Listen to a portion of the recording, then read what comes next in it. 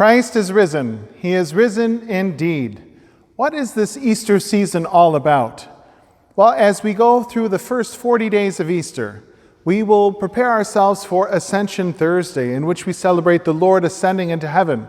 And the next 10 days after the Ascension, we move into that time preparing us for Pentecost. So the Easter season is a full 50 days of rejoicing, of celebrating Christ's resurrection. And it's an opportunity, the entirety of the season, to look at where we are allowing resurrection to influence our lives.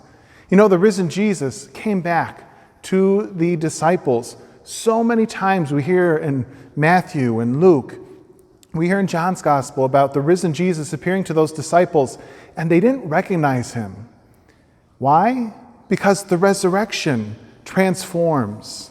And so, how do they recognize Jesus? In the breaking of the bread.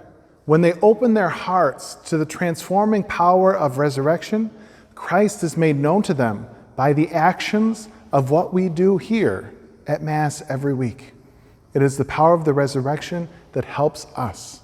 So how do you participate in resurrection for 50 days? Number one, speak good news. Be a good news advocate, sharing the joy of the gospel of the resurrection in your life. Number two is continue to let these 50 days bring you closer into a deeper relationship with the risen Lord. Find the risen Lord at work in your world, because I guarantee you he's working hard. And then once you acknowledge it, share that good news with others. 2 simple ways. And say an extra prayer, 1 extra prayer each day, to help you be a good disciple in proclaiming that gift of resurrection. Christ is risen. He is risen indeed.